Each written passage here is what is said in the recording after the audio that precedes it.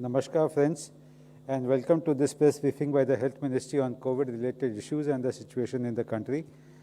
To brief us on the latest, we have with us Director General ICMR, Dr. Balram Bhargav ji, Joint Secretary, Ministry of Health, Shri Love Agarwal ji.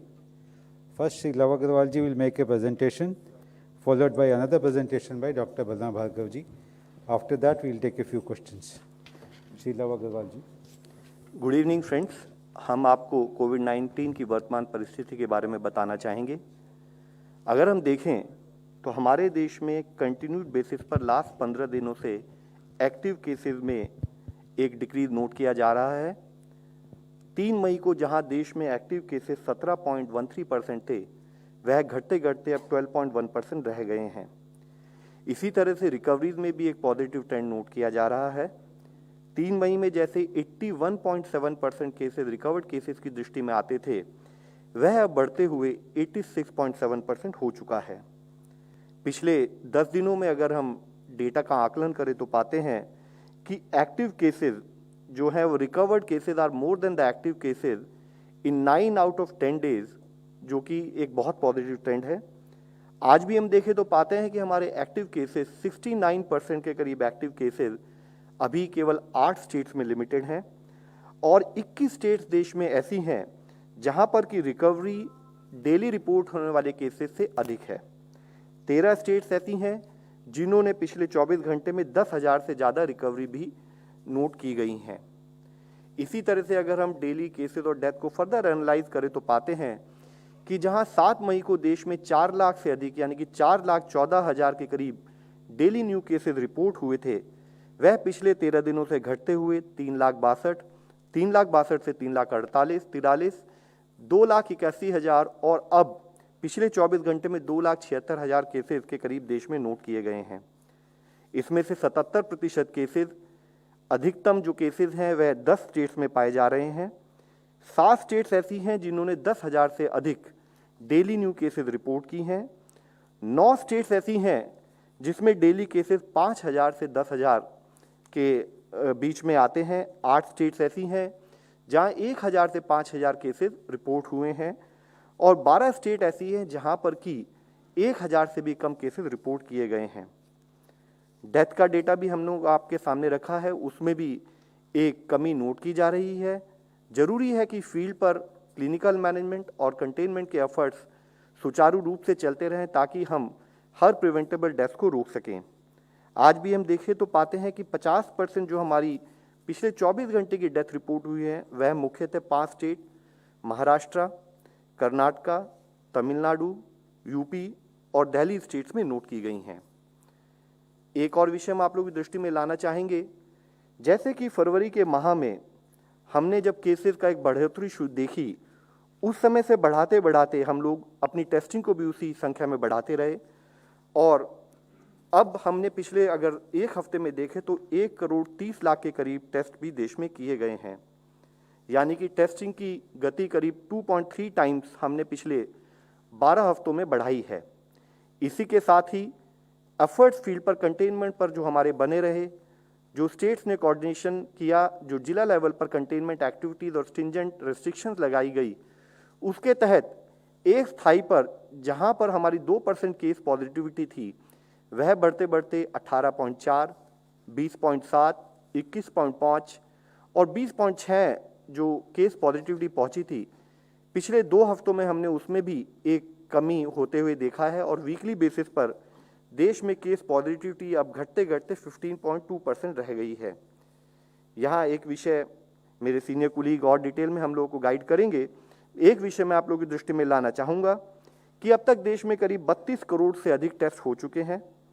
Highest single ever test done 20 lakh से अधिक पिछले 2 दिनों में किए हैं और पिछले 24 घंटों में 20,55,000 टेस्ट देश में हुए हैं। देश की पॉजिटिविटी पिछले 10 दिनों से 20% से कम नोट की जा रही है और लोएस्ट पॉजिटिविटी रेट करीब 1 महीने बाद 13.31 देश में कल नोट किया गया।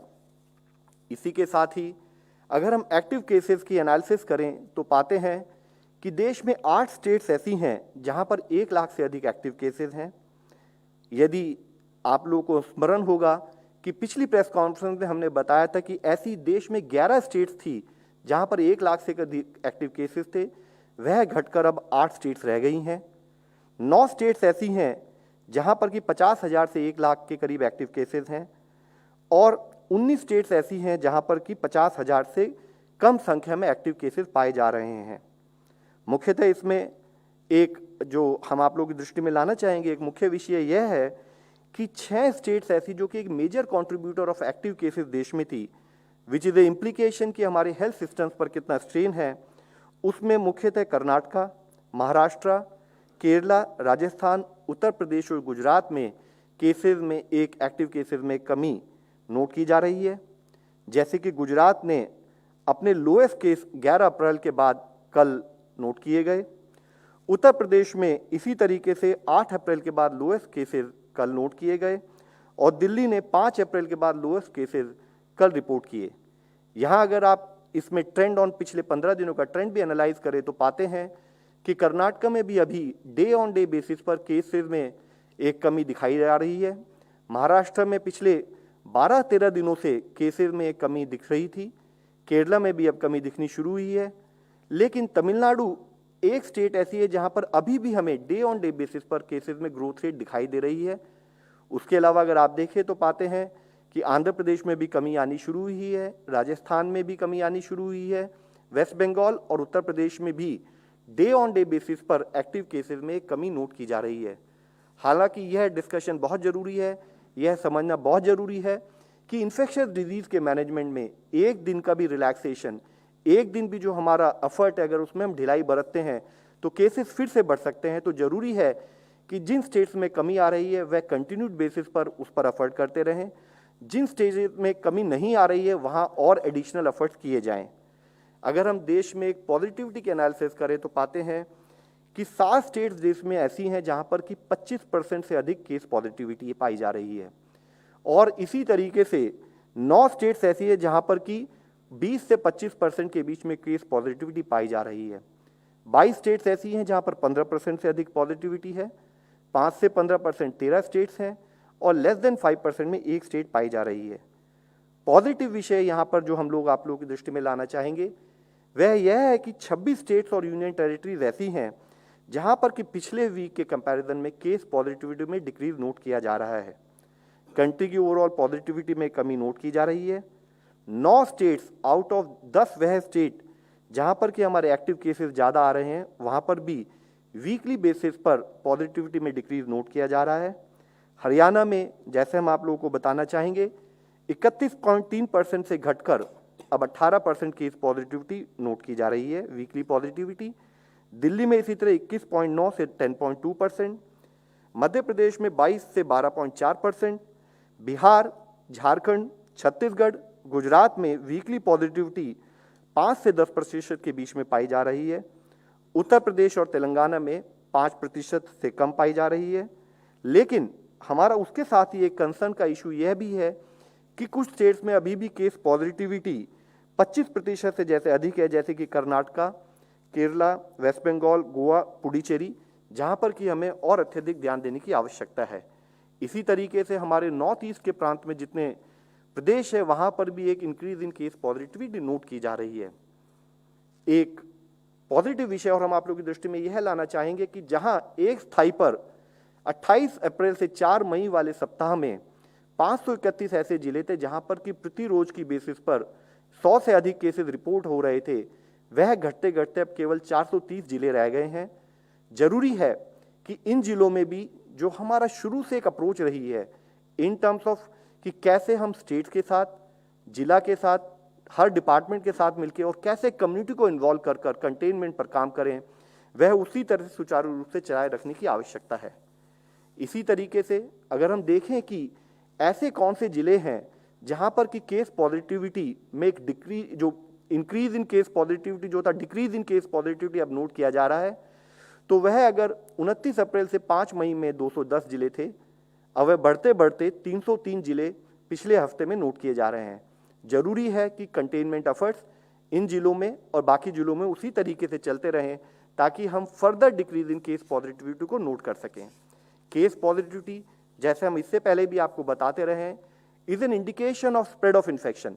तो अगर हमें इन्फेक्शन को रोकना है, हमें बेस पर काम करना है, हमारे रूट कॉज पर काम करना है, तो जरूरी है कि हम इन्फेक्शन को फैलने से रोकें, ताकि हम उसके बावजूद भी अगर कोई केस पॉजिटिव आए तो हम उसको मॉनिटर कर सकें।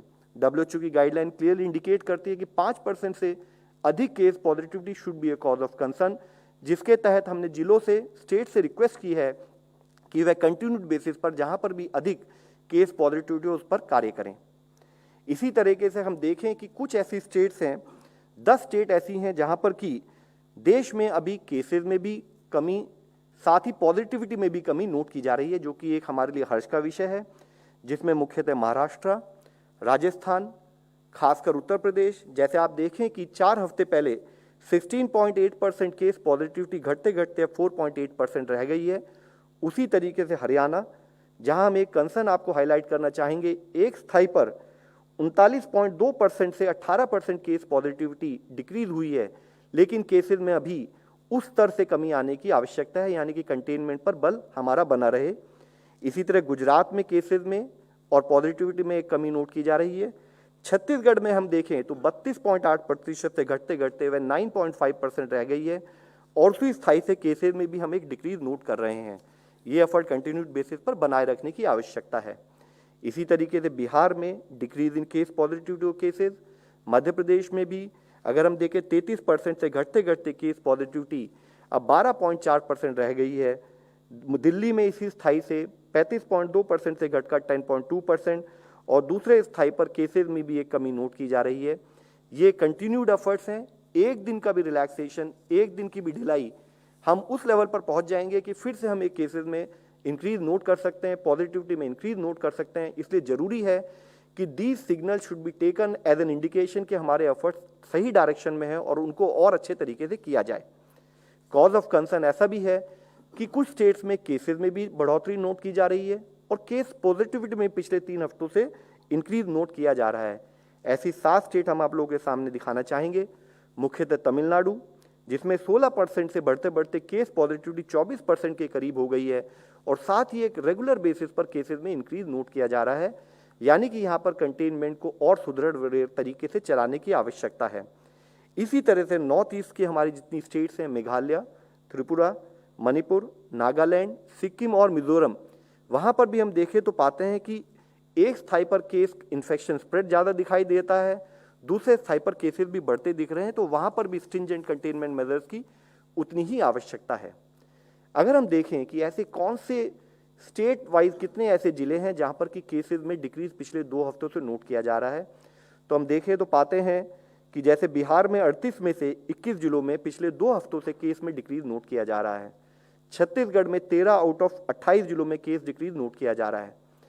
कई स्टेट्स ऐसी है जहां पर यह डिक्रीज नोट किया जा रहा है, जो हमने आपके सामने रखा है। इसमें मुख्यतः जरूरी है कि कई ऐसी स्टेट्स हैं जहां पर नंबर ऑफ डिस्ट्रिक्ट ज़्यादा है, लेकिन डिक्रीज इन केसेस अभी भी कुछ लिमिटेड जिलों में नोट किया जा रहा है। Consistent efforts in infectious disease management is very critical. इसलिए जरूरी है कि सारे जिलों में उसी स्थाई से प्रयत्न किए जाएं, ताकि हम हर जिले में एक केस में डिक्रीज को नोट कर सकें।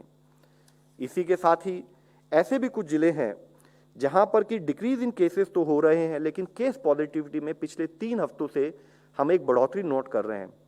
मैं आप लोगों की दृष्टि में लाना चाहूँगा, देश में ऐसे 89 डिस्ट्रिक्ट्स हैं जहां पर कि डिक्रीजिंग ट्रेंड इन केसेस नोट किया जा रहा है, जहां अधिक केस आते हैं, और 123 ऐसे जिले हैं जहां पर डिक्रीजिंग ट्रेंड इन पॉजिटिविटी भी नोट किया जा रहा है, जिसमें से कुछ जिले जिसमें कि केसेस और पॉजिटिविटी दोनों ही कम होती दिखाई दे रही हैं, हम आपकी दृष्टि में ला रहे हैं। जैसे इसमें मुख्यतः देखें तो हम देखते हैं कि पुणे में 29% केस पॉजिटिविटी घटते घटते अब 17.6% रह गई है, और उसी के साथ ही केसेस में डिक्रीज आ रहा है। सिमिलरली थाने में अगर देखें तो 22 से घटते घटते 9.4% केस पॉजिटिविटी है, और साथ ही केसेस में 32,000 से घटते घटते केसेस वीकली बेसिस पर 12,000 रह गए हैं।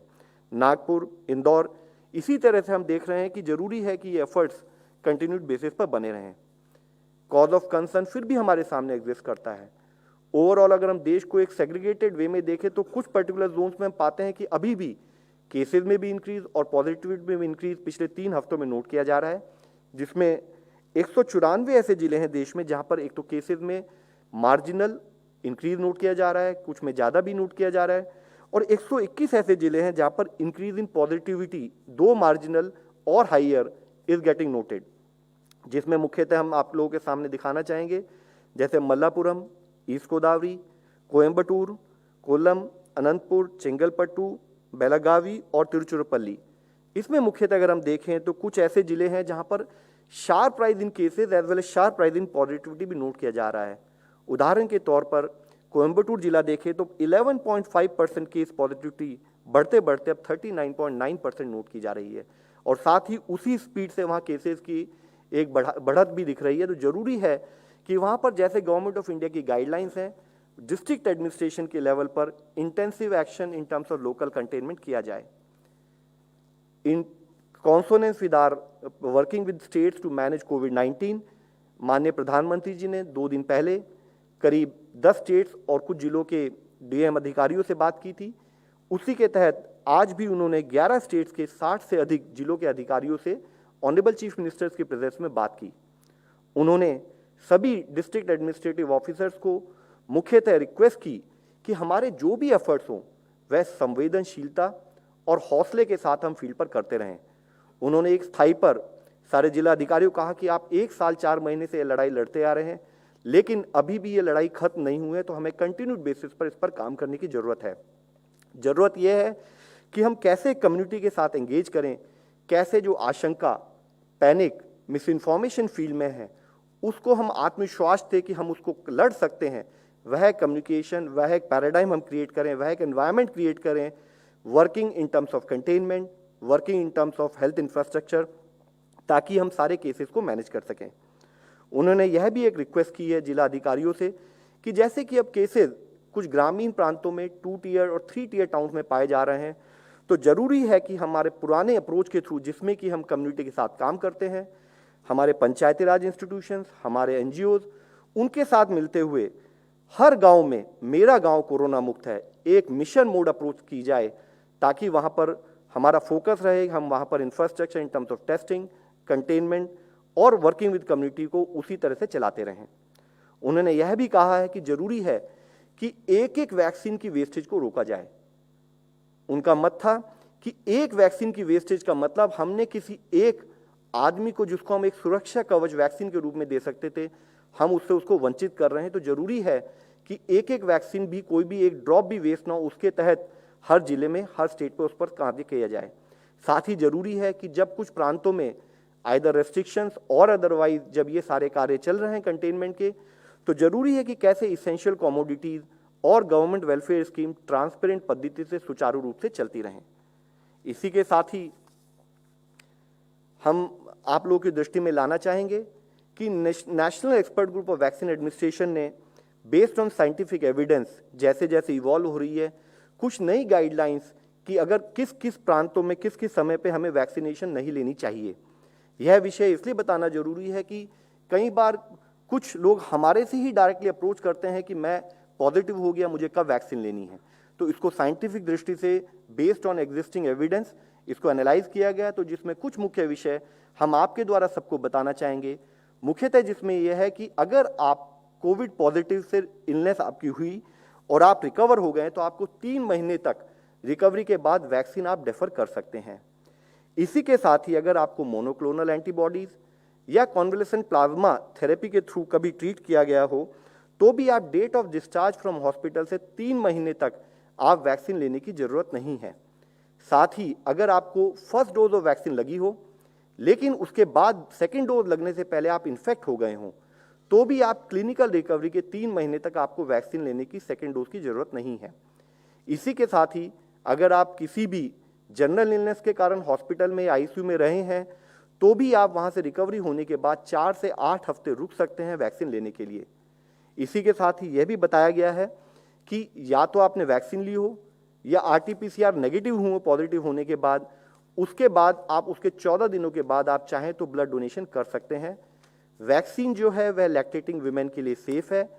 और साथ ही ये भी बताया गया है, क्योंकि कई स्थाई पर हमने पाया कि लोग वैक्सीन देने से पहले रैट टेस्टिंग एक इंसिस्ट करते हैं या सोचते हैं, तो उसको भी बताया गया कि कोई रैट टेस्टिंग की जरूरत नहीं है वैक्सीनेशन लेने से पहले।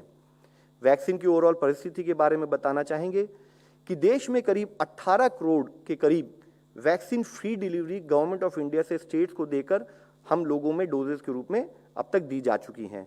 इसी तरीके से 18 से 44 एज ग्रुप में 70 लाख के करीब वैक्सीन अब फील्ड में उस एज ग्रुप को दी जा चुकी हैं।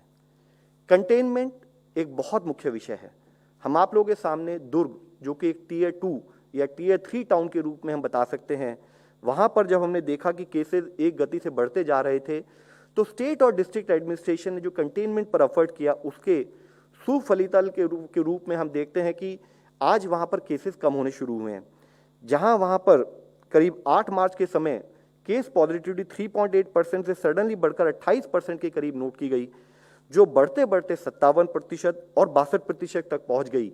उस पर जब स्टेट लेवल पर उन्होंने स्ट्रिक्ट कंटेनमेंट मेजर्स लगाए अप्रैल 6 से और उनको कंटिन्यूड बेसिस पर लगाते रहे, तो कंटेनमेंट एफर्ट शुरू करने के कुछ दिनों में, क्योंकि ऑलरेडी इन्फेक्शन स्प्रेड फैला हुआ था, उसको एक पीक तक पहुंचा। उसके बाद 2200 केसेस से घटते घटते अब बिकॉज वहां पर कंटेनमेंट एफर्ट सुचारू रूप से चल रहे हैं, तो वह घटते घटते 200 केसेस पर डे के रूप में रिपोर्ट होने लगा है।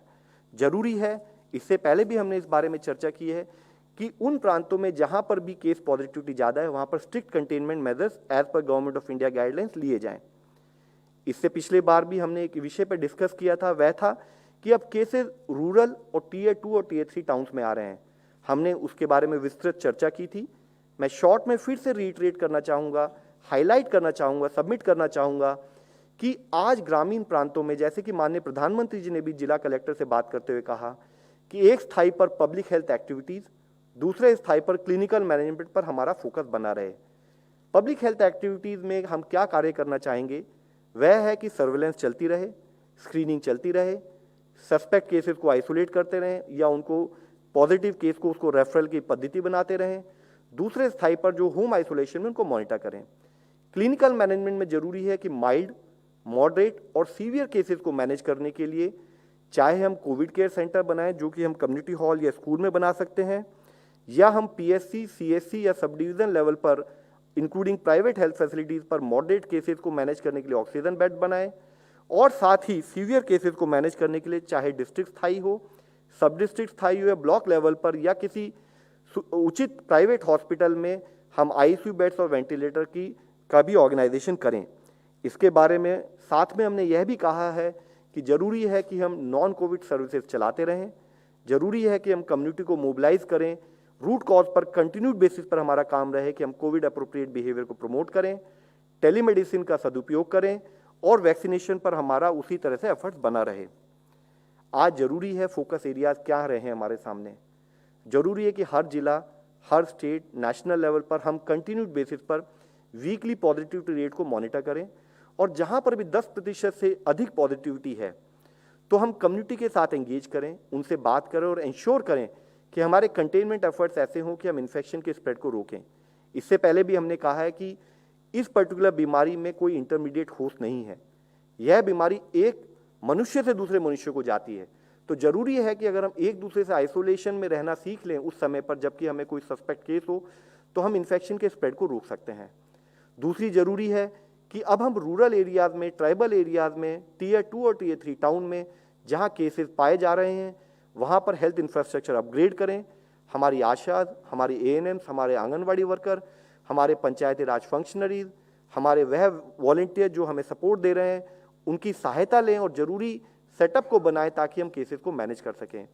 इससे पहले हमने कई बार बात की है कि टेस्टिंग, पर्टिकुलरली रैट टेस्टिंग को ग्रामीण प्रांतों में बढ़ाया जाए, जो हमें हेल्प करेगा क्विक आइडेंटिफिकेशन और आइसोलेशन में।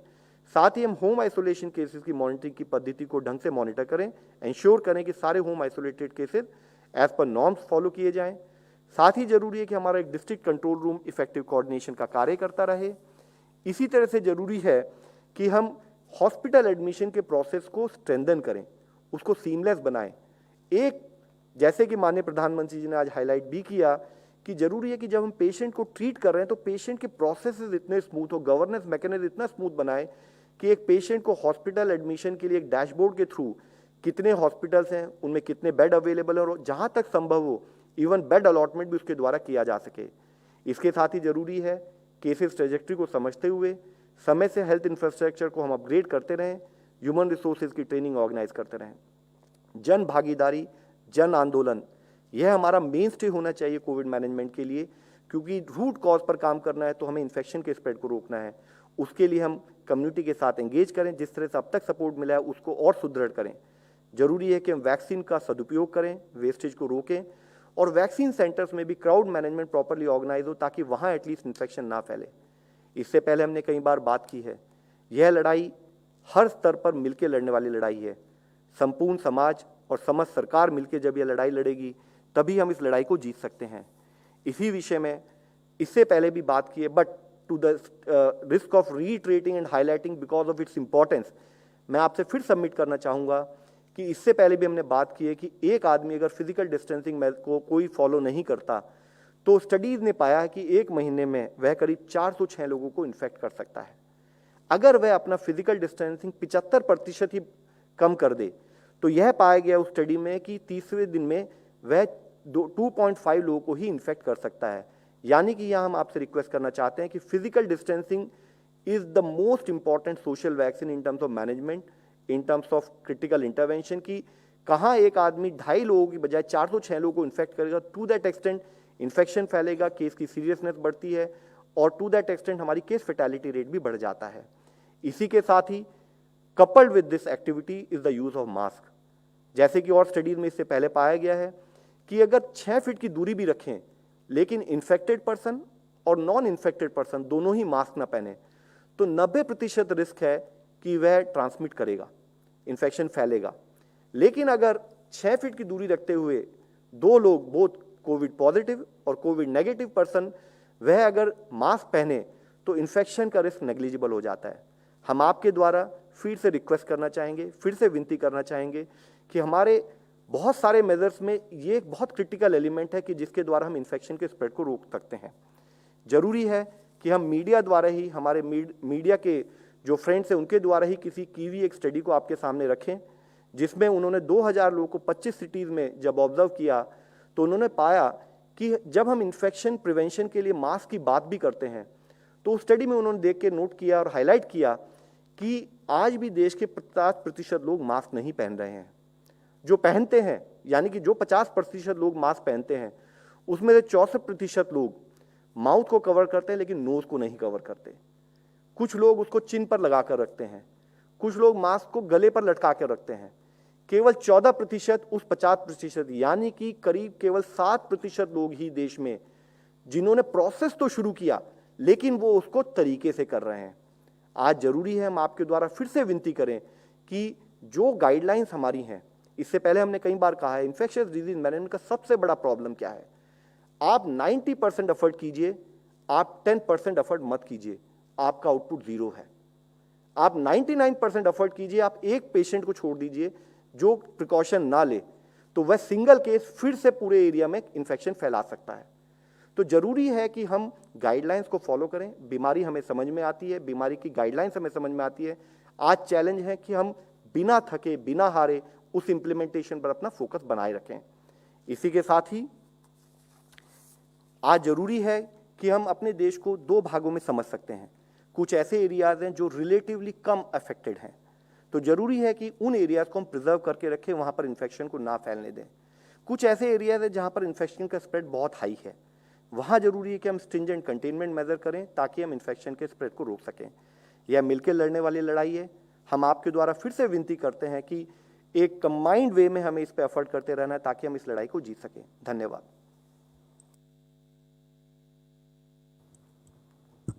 Doctor Bhargava ji. Thank you, Love. Can I have my presentation, please? Okay, yeah. So, as has been highlighted by Love, that things seem to be settling a little bit. However, we have to maintain our strict vigil and also maintain our strict containment. Yes, as Love has said that we have the things are improving slightly, but still we are in the midst of the second wave, and we have to maintain our strict vigil and strict control. And all those districts which are more than 10% positive will have to have some sort of a serious local containment so that we can break the chain of the transmission of the virus, as has been given in the examples of Durg and other cities. So here I will talk a little bit about how this pillar of testing has worked during the second wave, and I will talk a little bit about.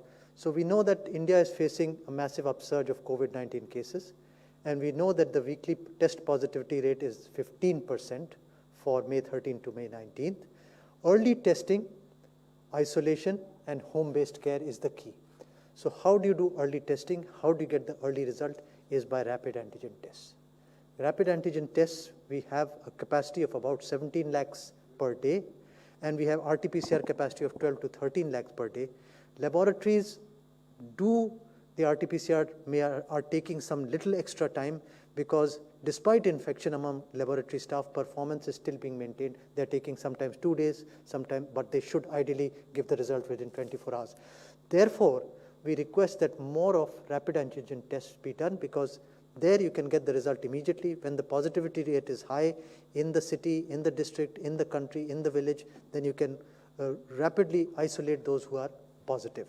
So that is the purpose of the rapid antigen test. Now here I would like you to critically look at this testing curve which is there.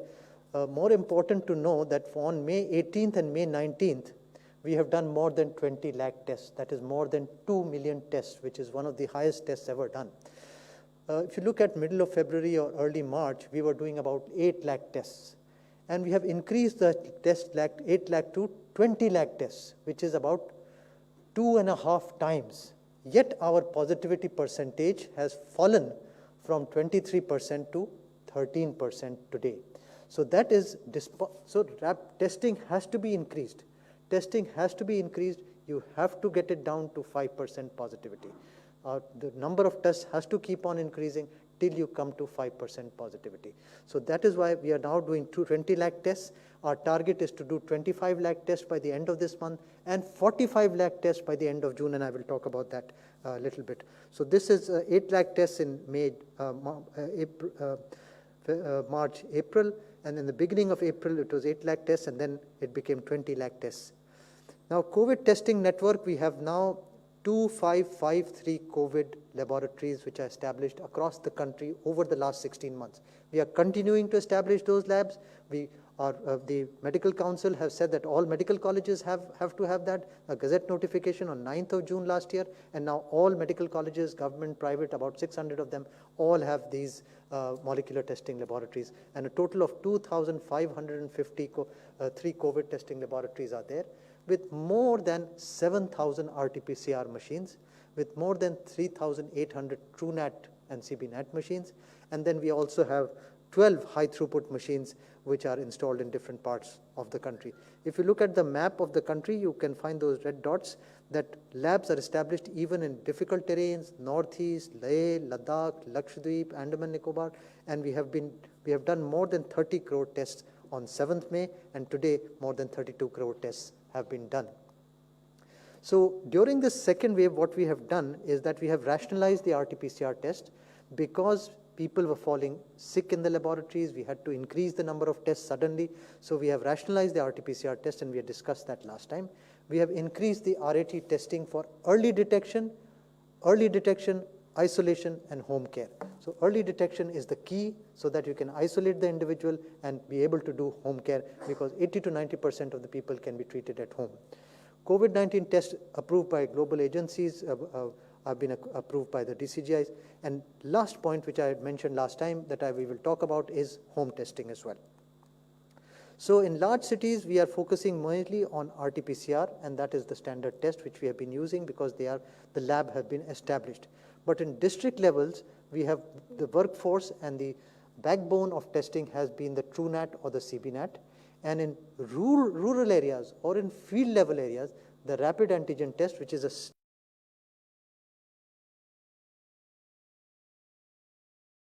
strip the result in 15 minutes, is the backbone of testing, and that should be encouraged in rural areas and districts. So during the second wave, We have to increase the RAT testing. We have written to all the chief secretaries of all the states, and they have acted upon it. Multiple 24/7 RAT booths to be set up in cities, towns, villages.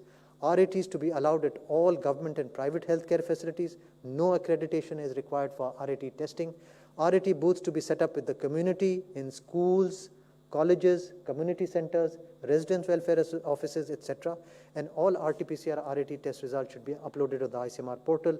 More important, when you set up temporary RAT facilities in schools, colleges, community centers, maintain social distancing should be ensured during that time. Otherwise, it will become a super spreader problem. So for rural testing, we have encouraged that testing at all primary health centers, community health centers, sub-centers, which are 187,601. So testing modality is RAT in all these, and they can be done in the primary COVID care, or one mobile for 10 villages can carry these RAT tests and do the testing in up to 10 villages per day, so that this can be done rapidly, and those who are testing positive be isolated immediately, and those who are negative and still symptomatic, their samples need to be sent for RT-PCR testing, so that will have to go to a facility. But if the positivity rate is high, then RAT will be able to isolate them very fast. So daily augmented projections, we are now augmenting, we are doing about anywhere between 16 to 20 lakh tests this week. And as I mentioned, on 19th and 20th, it was more than 20 lakh tests per day. We are aiming to achieve a capacity, we have a capacity of about 25 lakh tests for up to the end of the month. And up to the end of next month, we can have the capacity for up to 45 lakh tests, because that ICMR has approved more than 105 RAT rapid antigen test companies, approved 41 of them, and 31 of them are indigenous, and 12 of them are available on GEM, and more are going to be available on GEM. So these are all available. All the states have placed their orders. All the states are getting them, and they are using them rapidly for enhancing the testing in the state. Now, home testing, this is an advisory which we have issued for home testing for COVID-19, and this there is one company which has already made the application. 3 are in the pipeline. Hopefully within a week we should have another 3 companies which would. So home testing, I'll explain. Step 1 is you buy the test from a chemist shop. You buy the test kit. Step 2, you download the mobile app, you register, and you read the user manual. Step 3, you conduct the test yourself. And step 4, you click the mobile image and upload, and the mobile phone will give the test result. This ensures patient confidentiality. Data is stored in a secure server, and it is linked with ICMR database. So this has been approved, and the guidelines have been put yesterday, and hopefully within 3 or 4 days, they should be available in the market, so that home testing can be started rapidly by people. So right from the 16 months of testing, we have gradually empowered testing at every level. Initially, it was only travelers.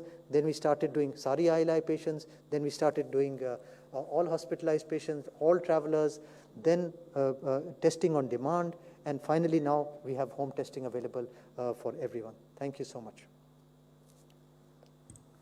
We will now take a few questions. The test kit, they have, I think, said that this is available for 250 rupees at the moment. But it will depend on the company to company. Yeah. Number 104.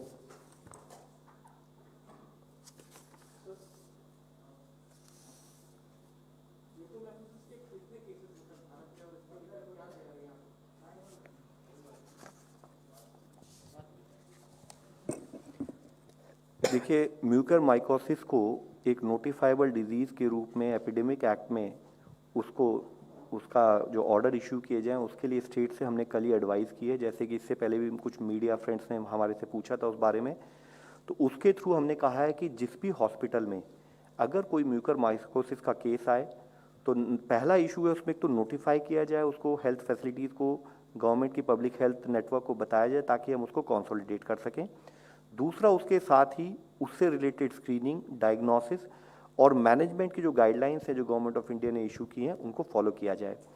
तीसरा विषय, जैसे कि आपको पता है कि कुछ कुछ हॉस्पिटल्स में जैसे केसेस आ रहे हैं, उनको ओवरऑल कंसोलिडेट करने के लिए हमने कोविड इंडिया पोर्टल जो हमारा है, जिसमें कि हम स्टेट से और डिस्ट्रिक्ट से डेटा मांगते हैं, उसमें भी वह फैसिलिटी प्रोवाइड करेंगे कि ताकि जिला स्थाई पर ही स्टेट और डिस्ट्रिक्ट सर्वेलेंस ऑफिस में डेटा भर सके, ताकि हम उसे ओवरऑल कंपाइल कर सकें।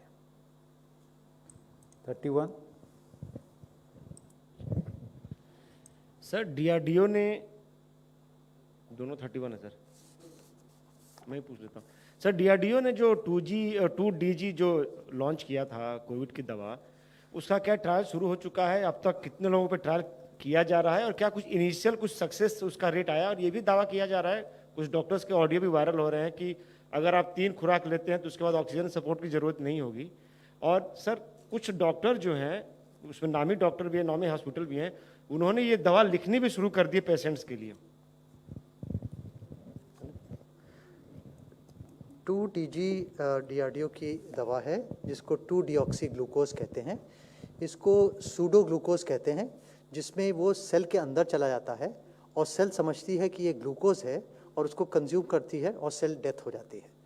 तो ये इसका मैकेनिज़्म है। इस पे कुछ एक स्टडी DRDO ने की है जो DCGI में प्रेजेंट हुई है और उसके बेसिस पे उसको अप्रूवल मिला है। और ये पहले ये नई दवा नहीं है, ये रीपर्पस दवा है। ये पहले कैंसर में भी यूज़ हुई है और इसका प्रयोग किया गया है कई चीज़ों में। तो इस स्टडी का जो जैसे ही जो अभी तो पब्लिश नहीं हुई है, मगर इस स्टडी का रिजल्ट्स को हम लोग एनालाइज करके फिर इसके बारे में बता सकते हैं।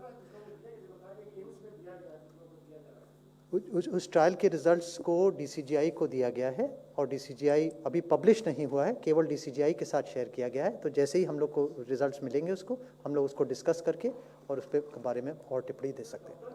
13.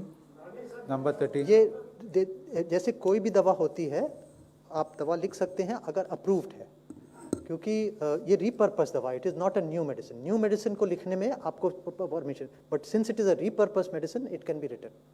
Number 13. सर मेरे 2 सवाल हैं दोनों महानुभाव से।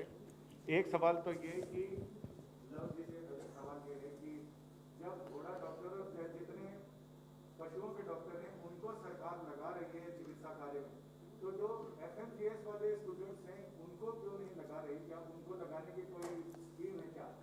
और साथ ही BGISMA भार्गव साहब से सवाल ये है कि Please limit your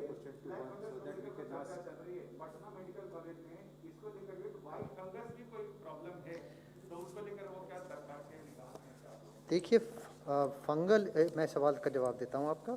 जो फंगल इन्फेक्शन होते हैं, ये बहुत फंगस जो होती है वो ग्रो करती है जहाँ एनवायरनमेंट थोड़ा मॉइस्ट हो, थोड़ा डैम्प हो, तो वहाँ पे ग्रो करती है, क्योंकि स्पोर्स उसके फंगस के होते हैं जो स्पोर्स सर्कुलेट करते रहते हैं और वो ग्रो करते हैं। यदि इम्यूनिटी डिप्रेस्ड है इंडिविजुअल की तो वो फंगस ग्रो करेगी। यदि शुगर उसको मिल रही है वहाँ पे तो ग्रो करेगी। तो इसीलिए हम लोग ने जैसे देखा है कि कोविड-19 के जो मरीज़ जिनको डायबिटीज़ है, जिनकी शुगर नहीं कंट्रोल्ड है, जिनकी इम्यूनिटी कम हो गई है, जिनको कोई इम्यून सप्रेसेंट दवा मिल चुकी है जिससे इम्यूनिटी उनकी कम हो गई है, सारी इम्यून सेल्स कम कर दी गई हैं, और जिनको डायबिटीज़ नहीं हो गई है, क्योंकि ये भी देखा जा चुका है कि कोविड-19 के वायरस पैनक्रियाज में भी जा सकते हैं और शुगर को बढ़ा सकते हैं। ये भी कुछ ऑब्जर्वेशंस हुए हैं। तो इसलिए डायबिटीज़, इम्यूनो कॉम्प्रोमाइज्ड पीपल में फंगस ग्रो कर सकती है, और यही हम लोगों ने देखा गया है कि म्यूकरमाइकोसिस जो कोविड-19 के मरीजों में देखा गया, जो डायबिटिक्स, इम्यूनो कॉम्प्रोमाइज्ड मरीज थे उनमें देखा गया, और इसका इलाज जो है वो एम्फोटेरेसिन बी है, और ये देखना है कि शुगर कंट्रोल रहे, कॉर्टिसोन का डोज बिल्कुल सही दिया जाए, कंट्रोल करके दिया जाए, ज़्यादा कॉर्टिसोन का डोज हो, ज़्यादा इम्यूनो सप्रेसेंट हो जाए तो फिर बढ़ सकती है। ये फंगस का कलर डिपेंड करता है उसके ग्रोथ पे, तो उसमें तो वाइट फंगस भी होती है, ब्लैक फंगस भी होती है, बट ये जो म्यूकरमाइकोसिस है, जो म्यूकर जो है वो काले रंग की होती है। तो सर वैसे तो मैं आपका क्वेश्चन पूर्णतः समझ नहीं पाया हूँ, लेकिन जितना समझ में आया मैं जवाब देने की कोशिश करता हूँ। आपका मुख्य प्रश्न ये है कि जब हम कोविड-19 से डील कर रहे हैं तो हमारी HR के इश्यूज़ को हम कैसे मैनेज कर रहे हैं। उसके लिए आप लोगों को हमने इससे पहले भी बताया, एक निर्णय लिया गया था कि हमारे जो नीट के PG के स्टूडेंट्स हैं, नीट के एग्ज़ाम को पोस्टपोन करते हैं, हम उनको कैसे इस्तेमाल करें ताकि हमारी अवेलेबल मैन पावर बढ़ जाए। साथ ही एमबीबीएस के फाइनल ईयर स्टूडेंट्स को हम कैसे उनकी हेल्प ले सकते हैं ताकि उनके द्वारा हम टेलीमेडिसिन और फॉलोअप एक्टिविटीज़ कर सकें। इसके साथ ही हमने कहा था जो हमारे बीएससी नर्सिंग के लोग हैं उनका हम कैसे हेल्प लें। हमारी एलाइड हेल्थ सर्विसेज के जितने टाइप ऑफ एलाइड सर्विसेज हैं उनको अप्रोप्रिएट कहाँ हम हेल्प ले सकते हैं उस पर काम करें। माननीय प्रधानमंत्री ने इस बारे में कई बार भी कहा है, स्टेट और डिस्ट्रिक्ट लेवल पर इस पर कार्य भी चल रहा है कि कैसे हम जो अपने एक्स हेल्थ प्रोफेशनल्स हैं उनको टेलीमेडिसिन या किसी एक्टिविटी में इस्तेमाल करें। जो हमारे एक्स सर्विसमैन हैं या एनजीओ के जो हमारे फ्रेंड्स हैं उनको हम कैसे कंटेनमेंट ऑपरेशन में इस्तेमाल करें। तो इस तरीके से जितनी भी मैन पावर, क्योंकि बहुत लंबी लड़ाई है, काफ़ी समय से चल रही है और हो सकता है काफ़ी और समय चले, तो जो भी हमारे पास ट्रेन मैन पावर जहाँ पर अवेलेबल है उसका अप्रोप्रिएट यूजेज हमने ऑलरेडी सबको कहा है, उसके तहत ही हम काम कर रहे हैं। Number 19, please. Questions may be limited to one so that more questions can be taken. Repeat questions on the same thing is you're taking away the time for other people. So kindly stop. We take one last question, number 19. Sir, आज principal scientific adviser के office से एक बात आया है कि 10 metre aerosol में virus रह रहा है। तो इसका मतलब क्या है? क्या 10 मीटर वायरस हवा में रह रहा है या कितनी? पहले 2 गज की दूरी की बात होती थी, तो क्या अब 10 मीटर की दूरी की बात होगी? देखिए इसका वायरस का कैसे प्रोपोगेट करता है ये इवॉल्विंग साइंस है, हम लोग समझ रहे हैं इसका धीरे धीरे। पहले ये समझा जाता था कि केवल ड्रॉपलेट होती हैं, जो ड्रॉपलेट 1-2 फीट जाएंगी ज़्यादा से ज़्यादा। फिर ये देखा गया कि कुछ माइक्रो ड्रॉपलेट भी हो सकती हैं जो सस्पेंडेड रह सकती हैं सर्कुलेशन में, एयर में कम से कम 2-3 घंटे तक। कुछ स्टडीज़ ने कहा है कि 3 घंटे तक माइक्रो ड्रॉपलेट सर्कुलेशन में रह सकती हैं। तो इसके लिए मोस्ट इम्पॉर्टेंट थिंग है कि जो हम लोग बताते हैं ड्रॉपलेट के लिए 2 गज की दूरी मेंटेन रखना ज़रूरी है और विंडोज़ को खोल के रखना, बढ़िया एरेशन हो, वेंटिलेशन प्रॉपर हो कमरे का। और ये तो हम लोग को वास्तु में भी बताया जाता है कि सूरज और हवा आना ज़रूरी है। Thank you, gentlemen.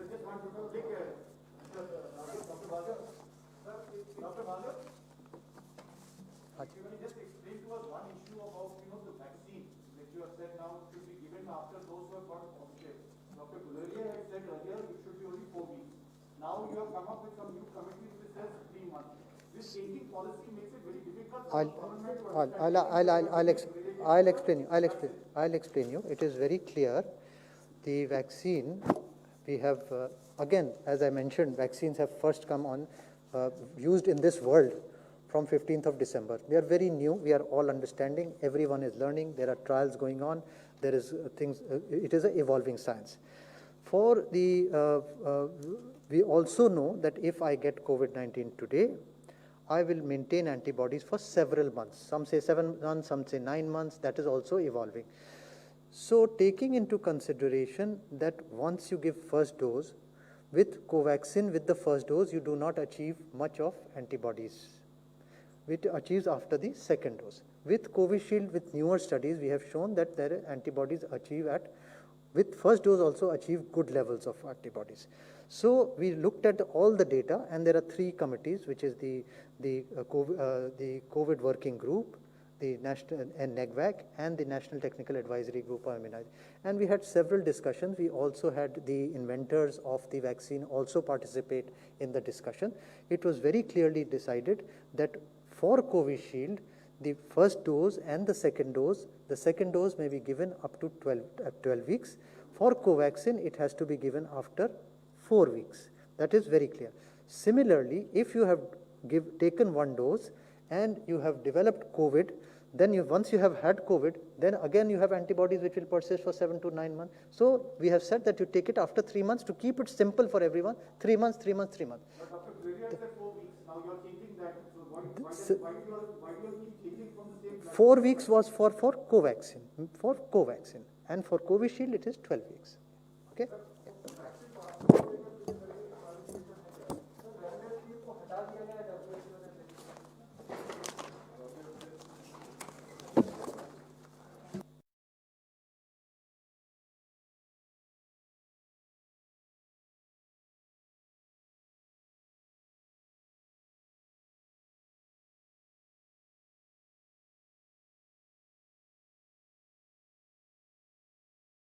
3.6 lakh children who will have severe disease.